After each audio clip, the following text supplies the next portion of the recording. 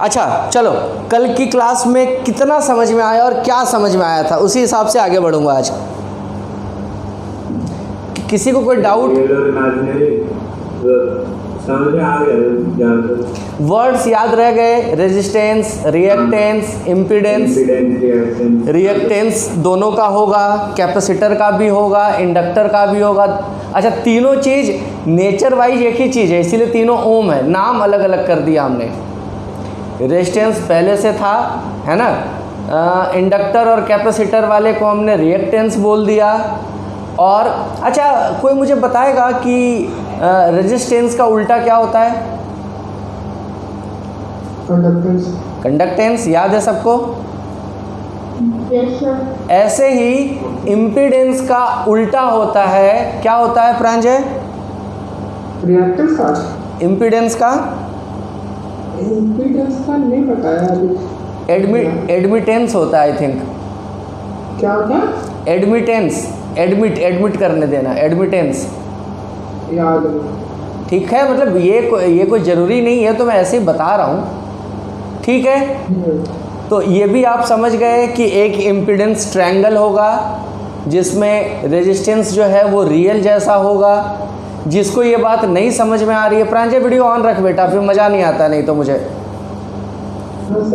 हाँ, ऑडियो चाहे तो ऑफ कर ले, वैसे मुझे कोई दिक्कत नहीं है। अच्छा खैर, तो जिसको कॉम्प्लेक्स नंबर समझ में नहीं आ रहा है कोई दिक्कत नहीं है, लेकिन उसको ये समझनी पड़ेगी कि इम्पीडेंस का स्क्वायर जो होता है वो रेजिस्टेंस और रिएक्टेंस का, रेजिस्टेंस स्क्वायर है, रिएक्टेंस स्क्वायर। हाँ, और चूंकि रिएक्टेंस एक पॉजिटिव होगा एक नेगेटिव होगा, यानी कि इंडक्टर वाला एक्सेल ऊपर वाई एक्सिस पे होगा जबकि एक्सी नीचे वाई एक्सिस पे होगा, ठीक है। फिर हमने वहाँ से tan phi, sin phi, cos phi, वो तो जब आपको ट्रायंगल, राइट एंगल ट्रायंगल समझ में आ जाएगा तो वो होगा ही, ऑब्वियस है। ट्रिगो में उसमें तो कुछ नया है नहीं, है ना। उसका मीनिंग, उसका इंटरप्रिटेशन अपने सर्किट में क्या होगा वो अभी हम सीखेंगे, ठीक है। जैसे याद करो, हमने मोशन जब पढ़ा था तो हमने पढ़ा था कि स्लोप जो होता है वो tan थीटा हो जाता है, किसी भी कोई भी स्लोप tan थीटा ही होगा कहीं भी, ठीक है। हाँ, लेकिन यहाँ पे इलेक्ट्रिकल सर्किट में हम उसको cos फाई को ज़्यादा वैल्यू देंगे, वो हम अभी आगे पढ़ेंगे। तो आज मैं कहानी शुरू करने वाला हूँ कहाँ से, चलो, कल जहाँ से श्लोक ने छोड़ा था कि ऐसा हो क्यों रहा है, ठीक है। रेडी, कंसंट्रेशन लूज मत करना। आज हो सकता है हम कुछ लिखेंगे, लेकिन पहले समझेंगे तब लिखेंगे। चिंता मत करना, मैं पूरे नोट्स बनवाऊंगा, एक दिन नोट्स का ही रख लूँगा, लेकिन पहले समझ लो सब कुछ, ठीक है। स्टार्ट करें। जिन्होंने मिस किया है वो गधे हैं।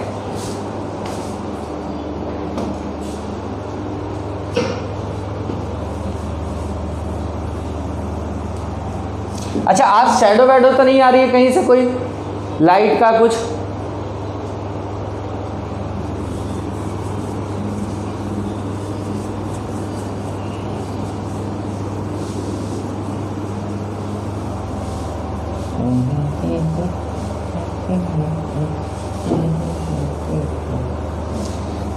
तो हमने रिकैप लिया।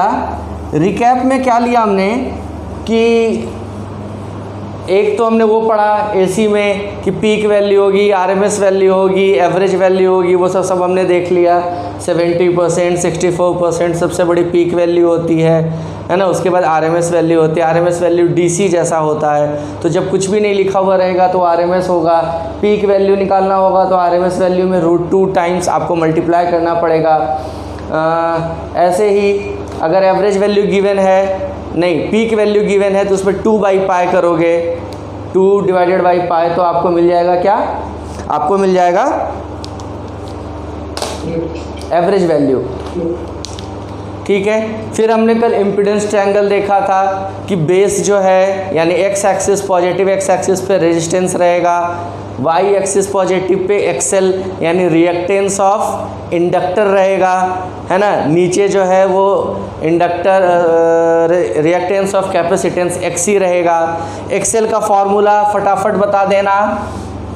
एक्सएल इज इक्वल टू था ओमेगा इंटू एल या 2πfl, और एक्सी जो था वो था 1/ωc, यानी कि 1/2πfc। C is capacitance, L is inductance, यही था।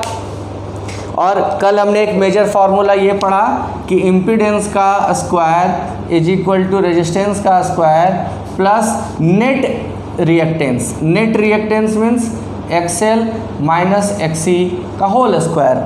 अब किसी सर्किट में अगर सी नहीं है तो सिर्फ आर स्क्वायर एक्सएल स्क्वायर हो जाएगा। किसी सर्किट में एल नहीं है ना, तो R square plus XC square हो जाएगा। कोई कन्फ्यूजन तो नहीं है। मैंने ओवरऑल तीनों के लिए बता दिया कि अगर तीनों होंगे तो यानी कि L C R L C R circuit में अगर एसी इस तरीके से दिखाया हुआ रहेगा, करंट फ्लो करेगा, तो ये सर्किट है और उसका ये इम्पीडेंस का फॉर्मूला बनेगा। इम्पीडेंस ट्रायंगल बनेगा, इधर रहेगा एक्सएल, नीचे जाएगा एक्सी, है ना, और ऊपर कर दो एक्सएल। तो यहाँ कहीं ये पॉइंट मान लो आ गया एक्सएल माइनस एक्सी, तो ये होगा आर, ये होगा जेड और ये होगा फाइव। ठीक है, तो हम चाहें तो इन सबको बाद में ऊपर वाले को मिटा दे सकते हैं। समझ में आ गया ये कैसे बनता है? अच्छा, तो इसी इम्पीडेंस ट्रायंगल को, ये इम्पीडेंस ट्रायंगल था, यही बड़ा होके बन जाएगा फेजर डायग्राम, जो कि फिर इस चैप्टर के जो मैंने बोला ना कुछ की फीचर्स हैं जिनको जानना बहुत ज़रूरी है। आप यकीन मानिए इंडिया में बहुत सारे इंजीनियर्स, इलेक्ट्रिकल इंजीनियर्स डिग्री ले लेते हैं, लेकिन उनको ये फेजर डायग्राम आखिर तक समझ में नहीं आता है। वो बैठ के रटते हैं बहुत सारे, मैं सबकी बात नहीं कर रहा हूँ, बहुत सारे लोग, पता चला बहुत लोग साले ऑफेंडेड हो जाएं, ऐसे कैसे बोल रहे हो बे, तो भाई है ना डिस्क्लेमर चला देते हैं, सबके लिए नहीं है। कुछ सी टाइप के जो इंजीनियर होते हैं, सी टाइप के, है ना, जो देश और समाज के क्या लगा देते हैं, तो वैसे जो लोग होते हैं उनको थोड़ी दिक्कत होती है। तो आप लोग अभी से अपने दिक्कत को ठीक कर लीजिए। तो चलिए आगे चलते हैं। अब मुद्दा है कि सर ये हो क्यों रहा है, ये ऐसा क्यों हुआ। और कल श्लोक पूछ रहा था कि वो इमेजिनरी की तरह बिहेव क्यों करता है, यही ना। तो आज इसका जवाब लेते हैं। अच्छा, फेजर क्या होता है?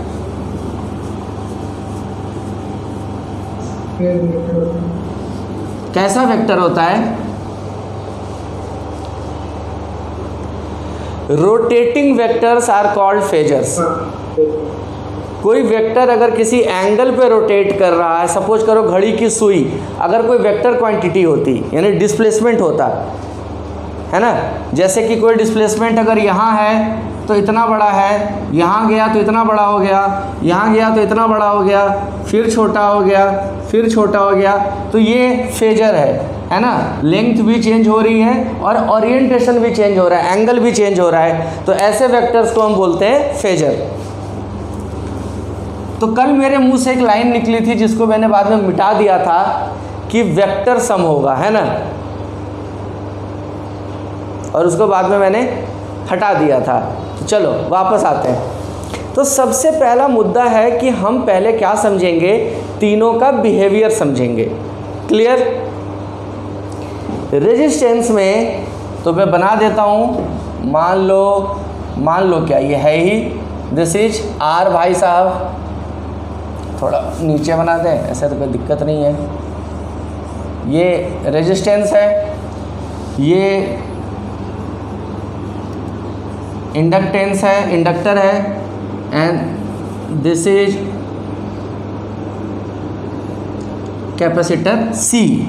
अब ध्यान से मेरी बात सुनना, इस टॉपिक को मैं दोबारा भी पढ़ाऊंगा, तो परेशान मत होना। अगर एक बार में समझ में नहीं भी आया तो कोई दिक्कत नहीं, हम दोबारा भी पढ़ेंगे इसको, ठीक है। तो क्या है सर, जो बोल रहा हूँ ध्यान से सुनना। वोल्टेज, रेजिस्टेंस के अंदर वोल्टेज और करंट सेम फेज में होता है, यानी V R I R in same phase. Same phase कहने का मतलब ये है कि पहले मैं लिख दूँ, सारा लिख दूँ। अच्छा, इसमें क्या होता है? इसमें होता है वोल्टेज ऑफ इंडक्टर लीड करता है, lead over IL, current inductor में जो होगा उससे वोल्टेज इंडक्टर का लीड करेगा बाई π/2। और कैपेसिटर में, कैपेसिटर का जो करंट है IC, ये लीड करता है, या उल्टा भी बोल सकते हैं कि वोल्टेज लैग करता है। तो जैसे बोलना है वैसे बोलो, यहाँ भी आप लिख सकते हैं, और IL lags behind VL by π/2। दोनों स्टेटमेंट करेक्ट है भैया। वोल्टेज आगे, करंट पीछे है, या करंट क्या है, करंट अगर 0 पे है तो VL नीचे चला जाएगा। तो हटा देता हूँ, कन्फ्यूजन नहीं रहना चाहिए पहले ही दिन, एक ही तरीके से समझो। तो वोल्टेज इसमें लीड करता है और इसमें उल्टा ही कर देता हूँ पूरा ही। VC जो है वोल्टेज इन कैपेसिटर लैग करता है। लैग का स्पेलिंग सही है क्या, या डबल G आएगा?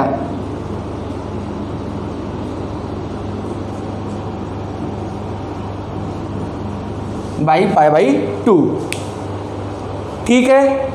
तो इसका मतलब क्या है सर, क्या बताना चाह रहे हो? याद करो, मैंने बोला था कल भी कि रेजिस्टेंस जो है वो टाइम वेरिएंट नहीं है, टाइम पे डिपेंडेंट नहीं है। टाइम के साथ रेजिस्टेंस का कोई बिहेवियर चेंज नहीं होने वाला है। फ्रीक्वेंसी से कोई लेना देना नहीं है। आप हाई फ्रीक्वेंसी करंट पास कराइए, लो फ्रीक्वेंसी करंट पास कराइए, AC पास कराइए, DC पास कराइए, R का बिहेवियर नहीं बदलेगा, रेजिस्टेंस का बिहेवियर नहीं बदलेगा। याद है कल की बात? क्योंकि इसके फॉर्मूले में टाइम वाइम कहीं, फ्रीक्वेंसी कहीं आता ही नहीं है। जबकि इंडक्टर जो है, याद करो मैंने बोला था, फिर से एक बार लिख देता हूँ, XL is equal to, formula क्या था, 2πfL, यानी कि XL जो है F के साथ लीनियरली इंक्रीज करेगा। यानी फ्रीक्वेंसी जैसे जैसे आप बढ़ाएंगे रिएक्टेंस बढ़ेगा, यानी बहुत हाई फ्रीक्वेंसी पे ये बहुत ज़्यादा रेजिस्टेंस ऑफर करेगा, लो फ्रीक्वेंसी को आसानी से पास करने देगा। ठीक है, अभी एक चीज़ और बताऊंगा, और ये हमने बताया था कि XC is equal to 1/2πFC है। तो ये हमने कल पढ़ा था कि F का अगर XC का ग्राफ बनाए तो ये ऐसा बनेगा, यानी कि XC is proportional to 1/F। यानी यहाँ उल्टा है, यहाँ हाई फ्रीक्वेंसी पे ले जाएंगे तो कैपेसिटर क्या होगा, उतना कम रेजिस्टेंस देगा, और लो फ्रीक्वेंसी देंगे तो बहुत ज़्यादा देगा। अब याद करो, अगर आपने बनाया था करंट इलेक्ट्रिसिटी बैटरी वाला DC सोर्स, याद करो उसमें एक आध सवाल में कैपेसिटर घुसाड़ा हुआ था। मेरे ख्याल से 2018 के बोर्ड में, बोर्ड एग्ज़ाम में पहला ही सवाल जो था उसमें यही था कि एक DC सोर्स में इंडक्टर और कैपेसिटर दोनों लगा हुआ था DC सोर्स में। यानी करंट इलेक्ट्रिसिटी वाले सवाल, किरचॉफ्स लॉ वाले सवाल में रेजिस्टर भी था और इंडक्टर और कैपेसिटर भी उसी सर्किट में दिया हुआ था। तो थोड़ा सा ध्यान से देखो, मैंने क्या बोला कि जब ये फ्रीक्वेंसी कम होगी तो XL कम हो जाएगा, यानी कि इसका रिएक्टेंस बहुत कम हो जाएगा, ये बहुत कम अपोज करेगा करंट को। और DC का फ्रीक्वेंसी कितना होता है,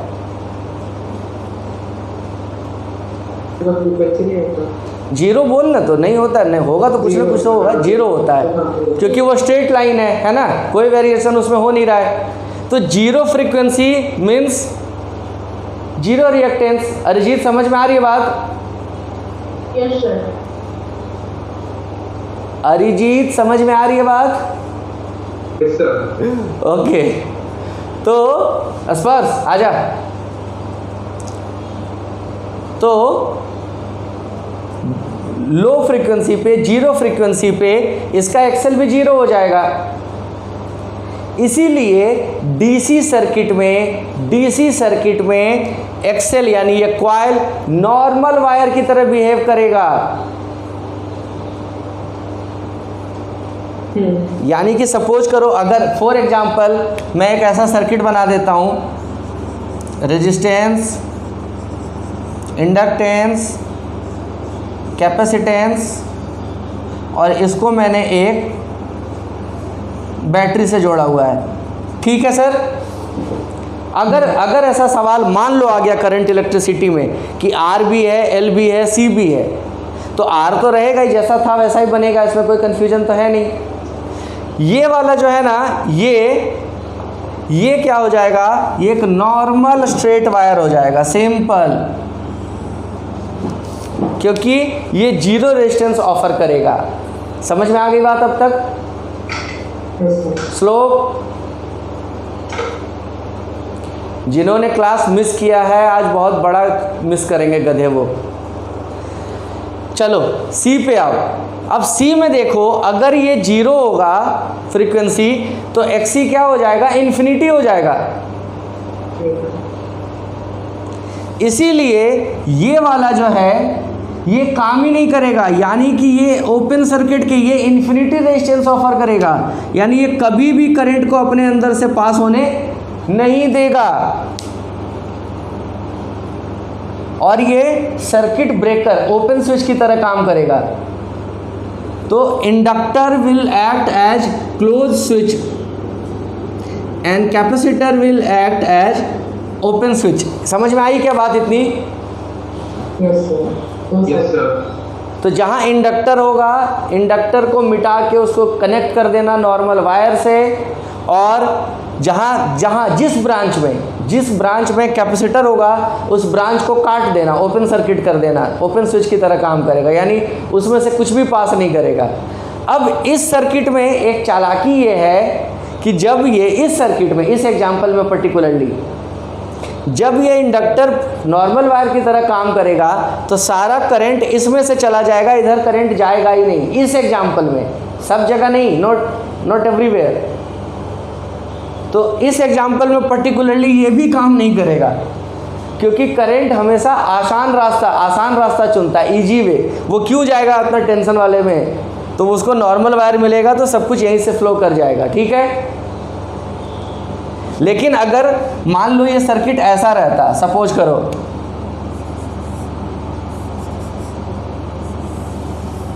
ठीक है, मतलब यहाँ पे इंडक्टर होता और यहाँ पे कैपेसिटर। अब ये सर्किट ऐसा अगर होता तो क्या हो जाता सर, ये वाला मिल जाता, कनेक्ट हो जाता, ये वाला खुल जाता, तो बेसिकली सिर्फ ये वाला रेजिस्टेंस, मतलब ये तो पूरी ब्रांच ही ख़त्म हो गई, तो नॉर्मल सिर्फ ये सर्किट बचा। खैर ये हम जब रिवीजन करेंगे हाफ ईयरली के लिए, मतलब मैंने बता दिया फ़िलहाल कि इसका क्या नेचर होता है डीसी में, और वो सब क्यों हो रहा है। क्या तो इसमें इंडक्टर मैग्नेटिक फील्ड स्टोर होएगी इस केस में? उस पर बाद में आते हैं। कैपेसिटर में जब हम लोग अभी तक करे थे तो डीसी में तो करे थे, विदाउट रेजिस्टेंस वाला भी होता था, तो उसमें क्या होता था? हाँ तो होगा ना, वो सब काम, वो सब होगा। कैपेसिटर अपने अंदर जो है वो इलेक्ट्रिकल एनर्जी स्टोर करेगा, ये मैग्नेटिक एनर्जी स्टोर करेगा, वो सब करेगा।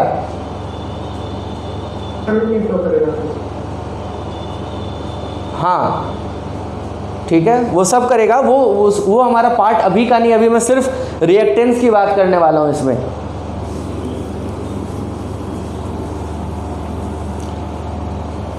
कायदे से और डिटेल में पढ़ोगे तो खेल उसी का है।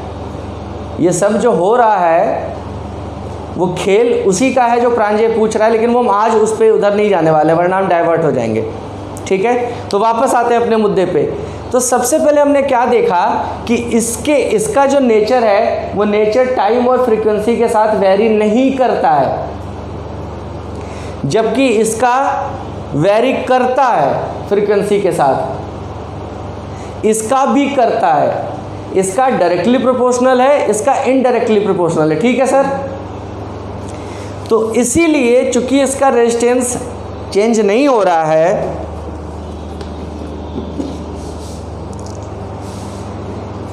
ईरा जी के बारबीत सो रहे हैं।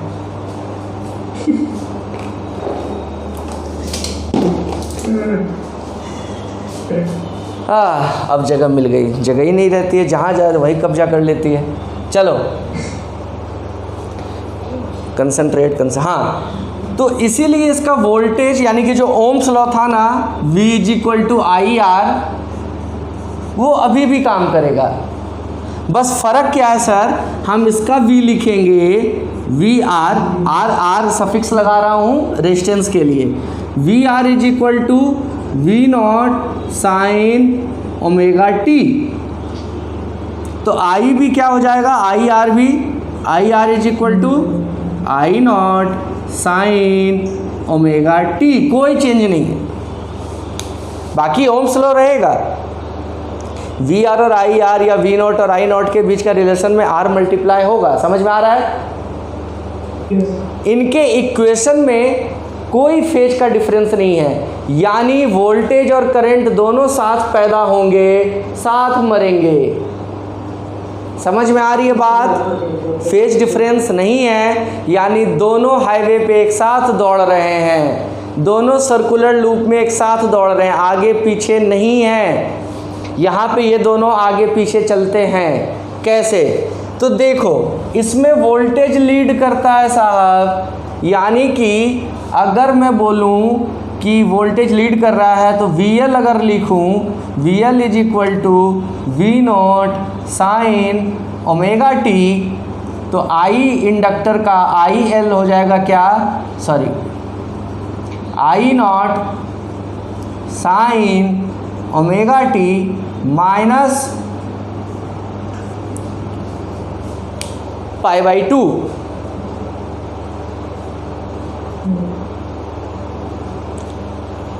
ये बात समझ में आई क्या अरिजीत? Yes sir. पक्का बेटा? नहीं आया तो मुझसे दोबारा पूछ। अच्छा अरिजीत, अगर मैं इसको लिख दूं IL = I0 sin omega t, तो VL क्या लिखेंगे कॉरस्पॉन्डिंगली? प्लस π/2। समझ में आ गया इसका मतलब? Yes sir. अरे मेरे बच्चों, वाह। चलो ऐसे ही अगर इसका लिख लें IC या VC लिखते हैं, जैसा लिख रहे हैं कि पैटर्न पे लिखते हैं, VC = V0 sin omega t, तो IC क्या हो जाएगा, I0 sin omega t plus π/2। Clear? यानी कि इसका वोल्टेज और करंट साथ चलेगा। तो अब मैं टाइम आ गया है कि आपको थोड़ा फटुआ से समझा दूं। फटुआ से मैं क्या समझाना चाहता हूं कि इसमें रेजिस्टेंस में जिधर IR जाएगा, मान लो जनरली याद रखना, आसान बता रहा हूं, एक्स एक्सिस पे हम करंट रखेंगे, एक्स एक्सिस के अलॉन्ग करंट रखेंगे, तो IR जिधर जाएगा उसी के साथ साथ उसी में क्या जाएगा, VR, और वोल्टेज करंट से डेफिनेटली थोड़ा ज़्यादा होगा। अगर वेक्टर में समझें, डिस्प्लेसमेंट में समझें, तो V = IR होता है। तो I अगर मान लो 5 एम्पियर है और 5 ओम का रेजिस्टेंस है, तो यानी 25 वोल्ट ड्रॉप हो जाएगा। तो वोल्टेज की वैल्यू करंट की वैल्यू से हमेशा बड़ी रहेगी। मतलब ये सब बहुत माइन्यूट चीज़ है, इस पर कोई नंबर नहीं कटेगा, ना नंबर मिलेगा, लेकिन थोड़ा समझने के लिए है कि I को हमेशा पीछे लिखना, V को हमेशा थोड़ा। ठीक है अरिजीत, यहाँ तक कोई दिक्कत बेटा?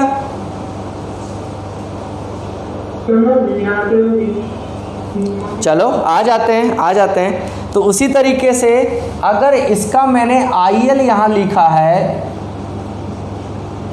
IL, तो VL कहाँ जाएगा, 90 डिग्री ऊपर। किसी को कोई कंफ्यूजन? अरिजीत तू स्पेशली बोला कर। नहीं सर, नहीं है। हाँ, जब भी हो बेटा तुरंत टोक देना, तो मैं उसको रेक्टिफाई करूँगा, इग्नोर करके आगे नहीं बढ़ेंगे हम।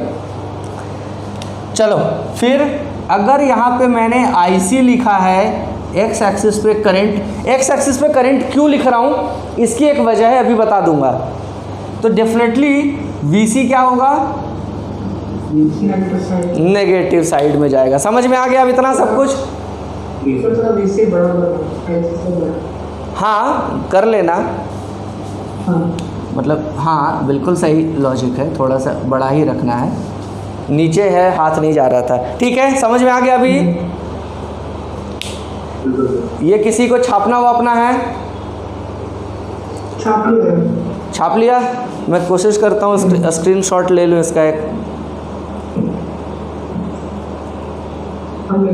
चलो ले लिया, भेज दूंगा मैं। तो अब मैं इसको मिटा देता हूँ।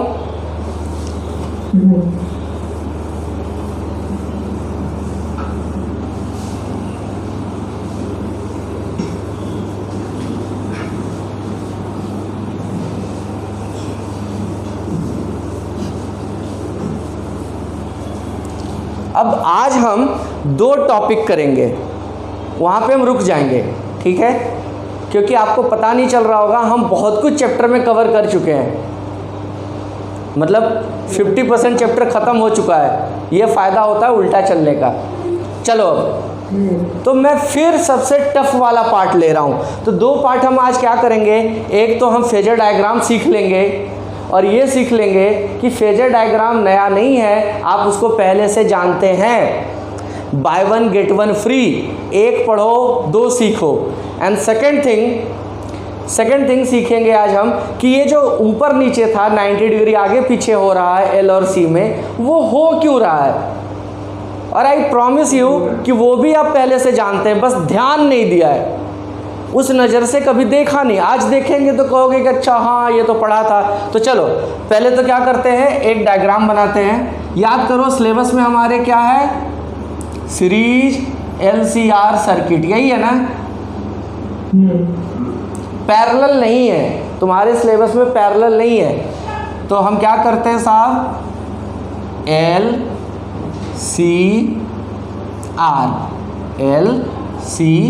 LCR हमने ड्रॉ कर लिया। एक हमने AC सोर्स लगा दिया, यहाँ से एक करंट फ्लो किया।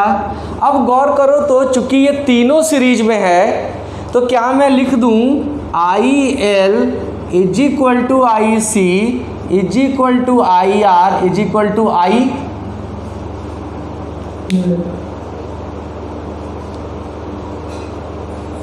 समझ लो आराम से, कोई कंफ्यूजन हो तो बताना।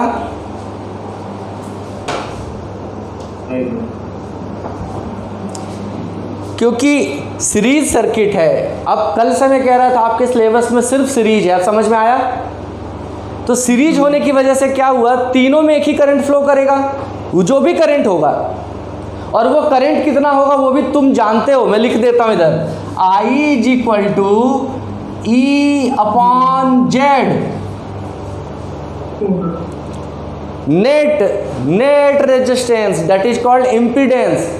सबका मिला के जो होगा वही तो डिवीजन करेंगे ना। अगर सिर्फ जैसे ओम्स लॉ में हम V अपॉन R करते थे, यहाँ पे V अपॉन Z करेंगे। कोई कंफ्यूजन किसी को?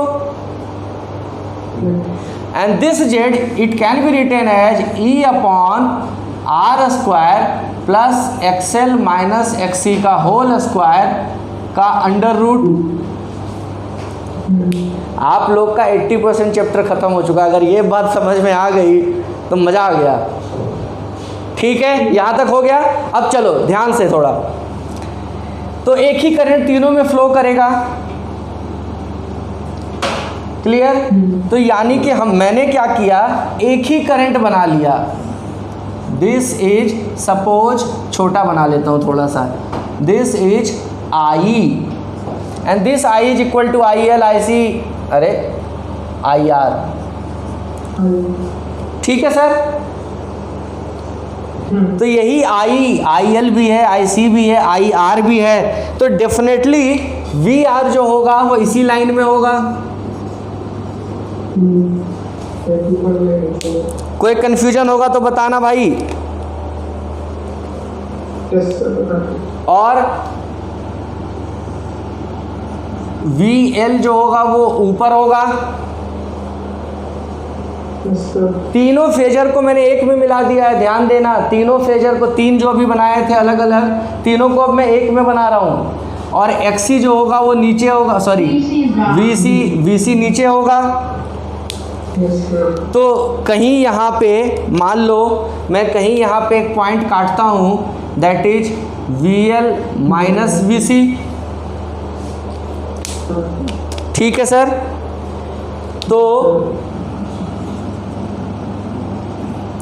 VR और ये जो है वोल्टेज, इसका अगर हम ये ले लें, क्या बोलते हैं इसको, रिजल्टेंट, तो ये वही आ जाएगा। हाँ, रिजल्ट है ना। तो क्या इस तरीके से हम लिख सकते हैं क्या? इसको देखना जरा, यहाँ लिख देता हूँ। E square is equal to VR square plus VL minus VC का होल स्क्वायर। जैसे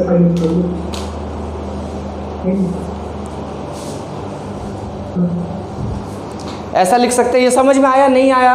आर्यन को नहीं आया होगा। Yes, sir. Perfectly. बाद में अब फ्लो में चलने दे। तो ये क्या समझ में आ रहा है कि E square is equal to V square plus VL minus VC का होल स्क्वायर। अरिजीत पक्का? अच्छा, तो चलो मैं चेक करता हूँ। तो तुम गौर करो, इसी के अंदर अगर तीनों में, बेस में, हाइट में, इसको सिमेट्री बोलते हैं ना, सिमिलैरिटी। ओके, तो बेस में, हाइट में और हाइपोटेनस में, तीनों में एक्चुअली ये ट्रायंगल छुपा हुआ है। क्या छुपा हुआ है? RZ XL minus XC। मैं लिख देता हूँ, Z square is equal to R square plus XL minus XC का होल स्क्वायर। यही है इम्पीडेंस ट्रायंगल। इम्पीडेंस ट्रायंगल, अगर इसी इम्पीडेंस में सर मैं दोनों तरफ I मल्टीप्लाई कर दूं, I एंड I कर सकते हैं, क्योंकि करंट कॉमन है, सीरीज सर्किट है, एक ही करंट फ्लो कर रहा है, सब में सेम करंट है। समझ में आ गया क्या? सब में सेम करंट मल्टीप्लाई करो तो ऊपर वाला equation, impedance equation, voltage equation बन जाएगा। एक काम करो, रीज्वाइन करो, फिर करवाता हूँ।